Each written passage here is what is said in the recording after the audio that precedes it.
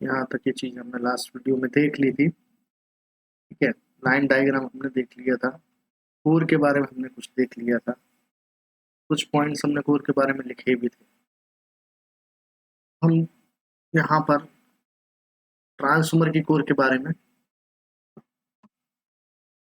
कुछ और पॉइंट्स जान लेते हैं।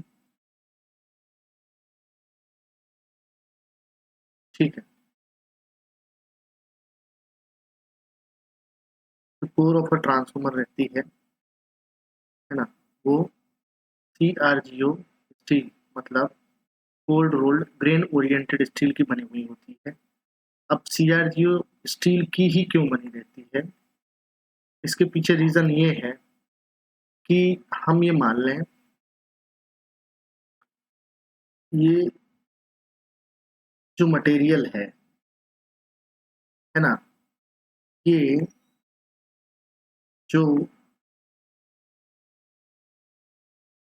फ्लक्स फ्लो होता है कोर के अंदर due to mutual inductance between two windings, और इन दोनों के बीच जब म्यूचुअल इंडक्टेंस फ्लो होता है तो कोई भी हमने जब पढ़ा है कि हम कंडक्टर के अक्रॉस, अगर किसी भी कंडक्टर के अक्रॉस आपका फील्ड होगी तो उस कंडक्टर में करंट फ्लो होता है। इसी तरीके से जब ये जो बाइंडिंग्स है, यहाँ बाइंडिंग्स रहेंगी तो इन बाइंडिंग्स के कारण ये जो मेटल का पार्ट है, जो कोर है, इसमें भी करंट फ्लो होगा। होता ये है कि आपका जो कोर है ये बना होता है आपका CRGO steel. CRGO cold rolled grain oriented steel. Oriented मतलब इस स्टील में इसके सभी जो पार्टिकल्स हैं, है ना, ये इनका सेम डायरेक्शन होता है। ये सब एक ही डायरेक्शन में ओरिएंटेड रहते हैं, है ना। मेटल का जो संरचना होती है वो इस प्रकार से होती है कि इसके सभी पार्टिकल्स एक ही डायरेक्शन में ओरिएंटेड रहते हैं। अब मान लीजिए कि ये एक डायरेक्शन में नहीं होते तो होता ऐसा कि मान लीजिए ये एक जो है आपका पार्टिकल इस डायरेक्शन में, एक जो आपका पार्टिकल है या हम उसको, है ना, ये अपोजिट डायरेक्शन में। तो क्या होगा, जब यहाँ से करंट फ्लो होता है या फ्लक्स आपका फ्लो होगा तो यहाँ तो फ्लो होगा, पर ये जो इसका अपोजिट डायरेक्शन होने के कारण ये यहाँ पर फ्लो होने में कहीं ना कहीं, जैसे फ्लक्स फ्लो होता है ना, इंडक्टिव करंट जो फ्लो होता है ना, या मैग्नेटिक लाइन ऑफ फोर्सेस जो इसके अंदर से फ्लो होंगी, तो इसमें ये इसको अपोज करेगा ये पार्टिकल दूसरा।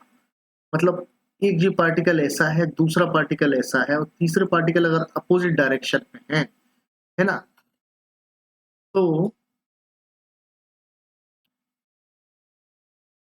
क्या होगा कि जो हमारी मैग्नेटिक लाइन ऑफ फोर्सेस यहाँ तक तो आ गई, और ये जो यहाँ पर इसको पोजीशन मिला तो उसके कारण क्या होगा, लॉस होगा। लॉस होगा तो ये कहीं ना कहीं इसमें जो है ना हीट जनरेट होगी, और हीट जनरेट होने के कारण लॉसेस हमारे बढ़ेंगे। इसलिए ये CRGO स्टील बहुत ही अच्छा जो है मटेरियल है आपका ट्रांसफॉर्मर की कोर बनाने के लिए। इस केस में अब यहाँ हम देखें, यहाँ पर है ना, ये आपको जो कोर बनी हुई है ये लैमिनेटेड शीट्स की बनी होती है ना। ये कोर जो बनी हुई है ये एक, अगर मान लीजिए, चलिए हम अगर ये मान लें कि हमने एक आयरन का टुकड़ा लिया और उसकी कोर हम बना लेते हैं। इसमें लॉसेस होते हैं। कैसे लॉसेस होते हैं कोर में, एक तो आयरन लॉस या लोह हानि, है ना। ठीक है, तो क्या होगा, और एक होता है एडी करंट लॉस।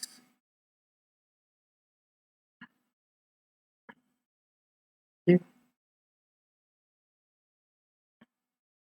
अब होता यूं है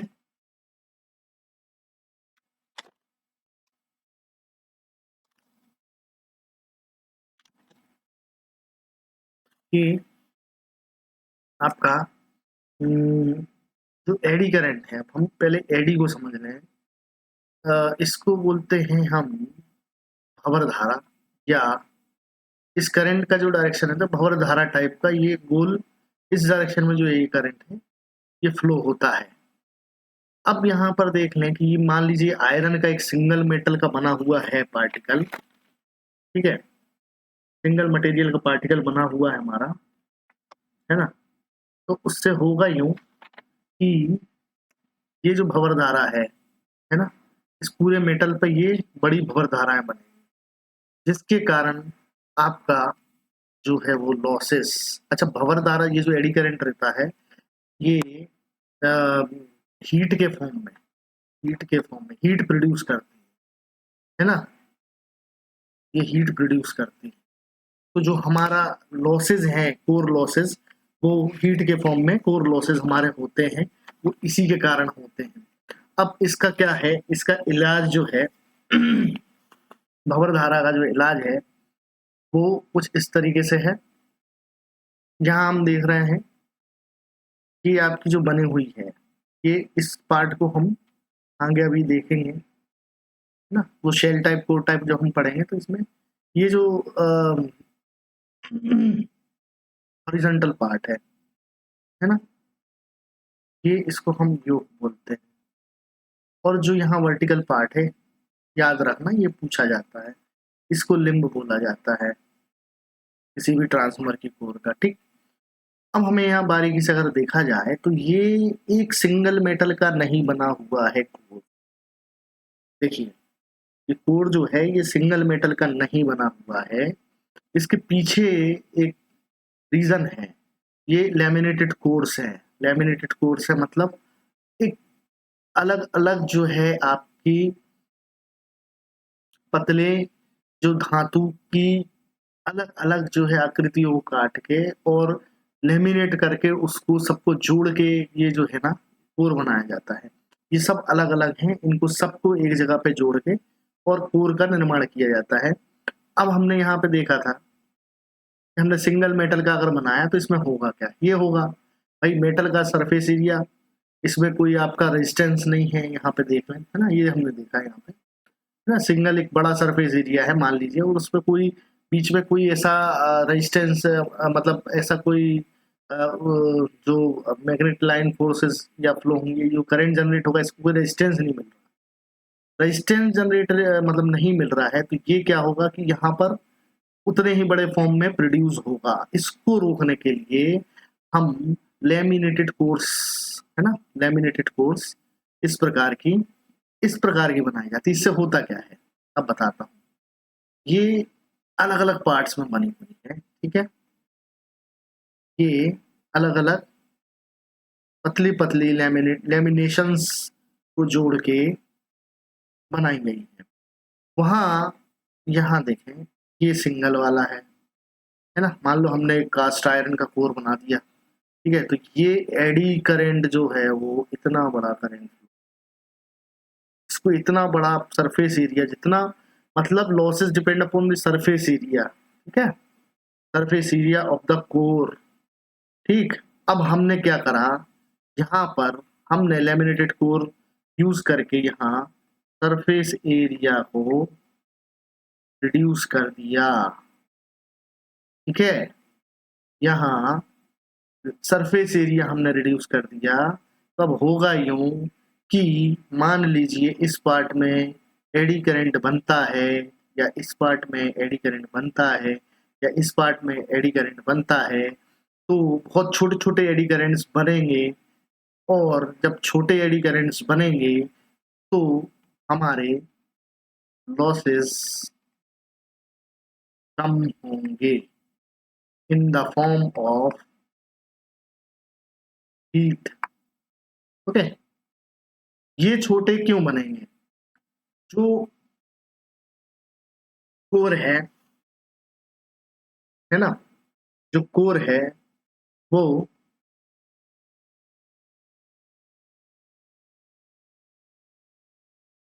लेमिनेट करके बनाए जाते हैं, ठीक, पतली पतली पत्तियों को जोड़ के, ठीक है, और इनके बीच में है ना पतला सा इंसुलेशन इन सभी कोर के बीच में भी रहता है।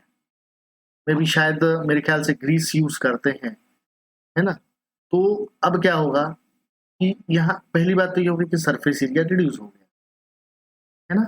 इस सरफेस एरिया इनका एडी करंट्स का रिड्यूस हुआ है, और चूंकि इनके बीच में लेमिनेशन है, लेमिनेटेड है दोनों तरफ से, मतलब मान लें कि ये एक पट्टी है इस प्रकार की, है ना, ई प्रकार की है स्टैंपिंग ट्रांसफॉर्मर में, तो ये इस साइड से भी लेमिनेट है और ये उस साइड से भी लेमिनेट है।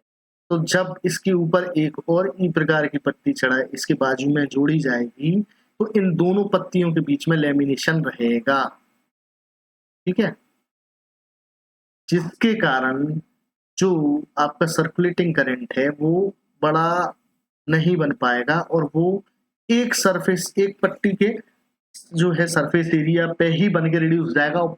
इसका एक्चुअल में जो थिकनेस रहती है बहुत कम रहती है ना। तो उस पर कितना अपन इमेजिन कर सकते हैं, बहुत ही छोटा जो है आपका एडी करंट बन सकता है, ठीक है। तो इतना छोटा एडी करंट बनेगा कि उसमें लॉसेस जो हैं आपके रिड्यूस हो जाएंगे, ठीक है। ये इसका मेन कारण रहता है। अब हम देख लें, चीज नोट कर लें, है ना। कोर जो है वो CRGO स्टील, ठीक है, ये हमने नोट करा। सबसे इसकी अच्छी दक्षता रहती है, एफिशिएंसी सबसे अच्छी, इसलिए इसको यूज किया जाता है, ठीक है। एक पॉइंट तो ये हो गया, है ना।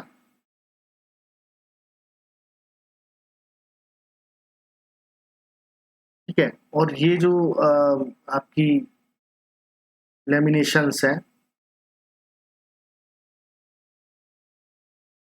जो जो इस्पात है, जैसे सिलिकॉन स्टील है ना,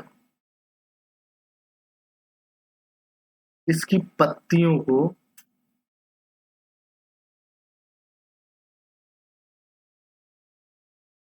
लेमिनेट किया जाता है, ठीक है, लेमिनेट किया जाता है, ठीक। इसमें देख लें सिलिकॉन की जो मात्रा है, सिलिकॉन की मात्रा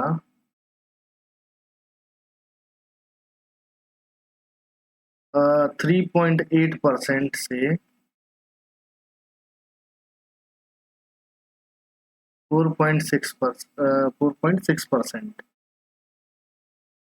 इतनी मात्रा रहती है सिलिकॉन की, और 3% सिलिकॉन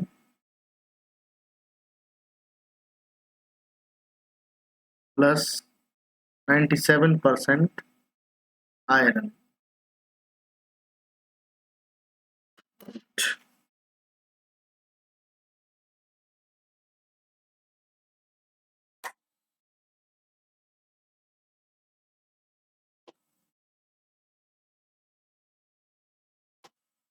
ठीक है, अब जहां ये तो हो गया आपका सीआर, हमको हाई फ्रीक्वेंसी में यूज करना है उच्च आवृत्ति के लिए, वहां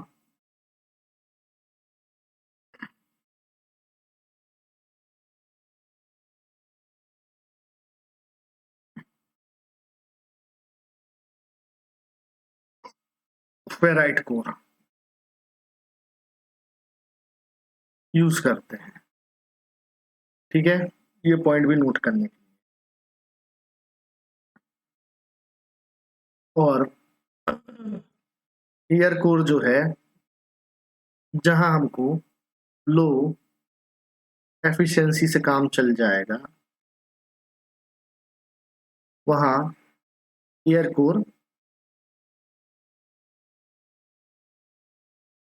या निम्न क्षमता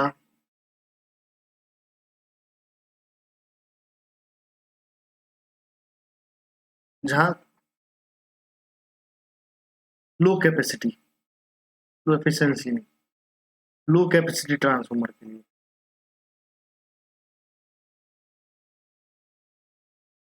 है ना, के लिए हम एयर कोर भी यूज कर सकते हैं, क्योंकि उसमें वैसे भी लो कैपेसिटी में लॉसेस भी लो ही होंगे। ठीक है,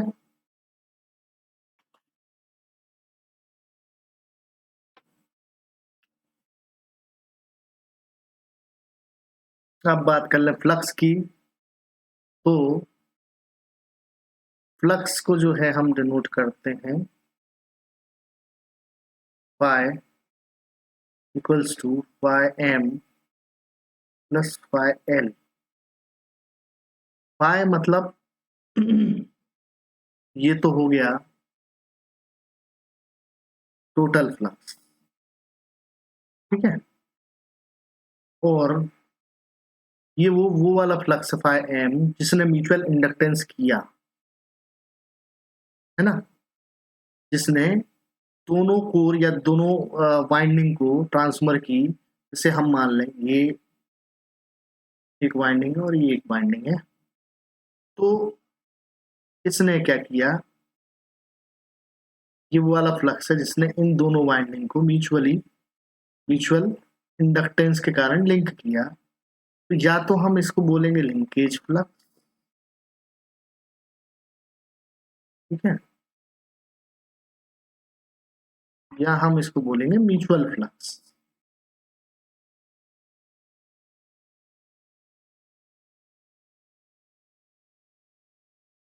ठीक, और ये है आपका लीकेज फ्लक्स, जो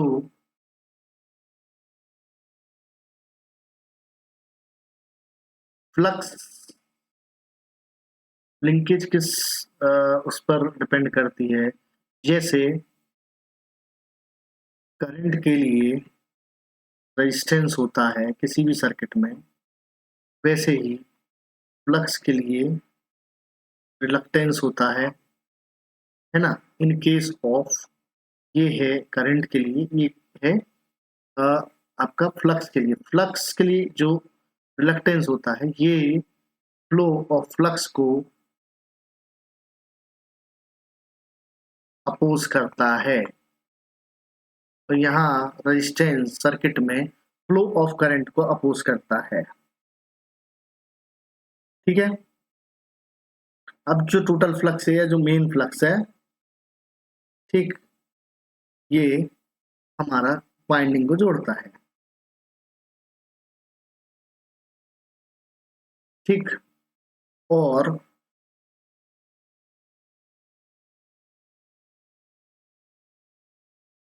जो फ्लक्स का जो है आपका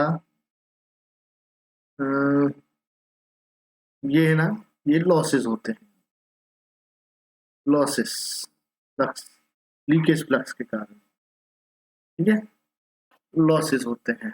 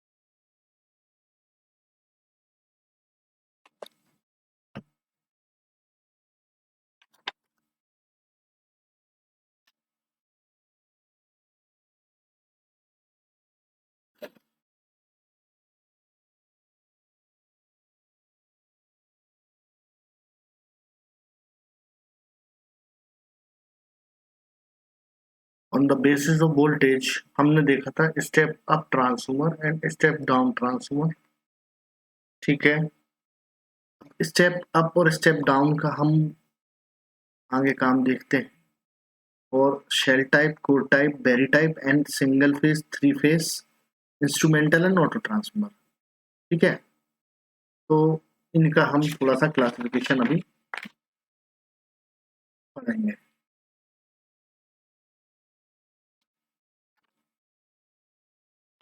ठीक है, step up and step down से हम चालू करते हैं।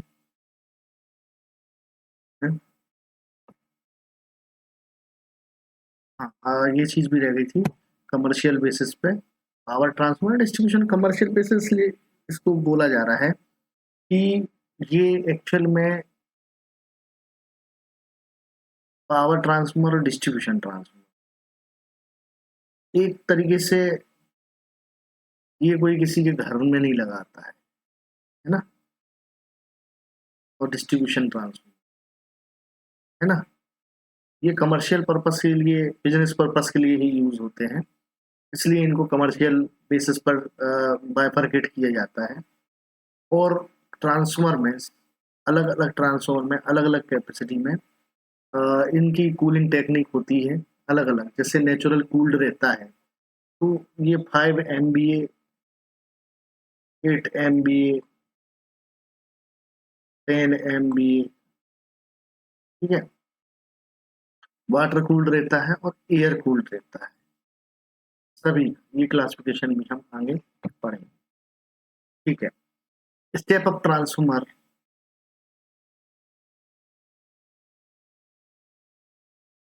यहाँ हम देख रहे हैं स्टेप अप ट्रांसफार्मर। तो स्टेप अप ट्रांसफार्मर में यहाँ पर नंबर ऑफ टर्न्स देखे जाए अगर प्राइमरी साइड, है ना, और नंबर ऑफ टर्न सेकेंडरी, तो number of turn on primary side less than number of turns on secondary side. ठीक है, इसी कारण अब चूंकि यहाँ पर टर्न कम है तो यहाँ जो प्राइमरी साइड जो वोल्टेज होगा is less than voltage on, है ना, सेकेंडरी साइड। ऐसे ही अब क्या होगा, जो हमने पिछली बार पढ़ा था, वोल्टेज इंक्रीजेस करंट डिक्रीजेस। ठीक, वोल्टेज इंक्रीजेस करंट डिक्रीजेस। तो क्या होगा,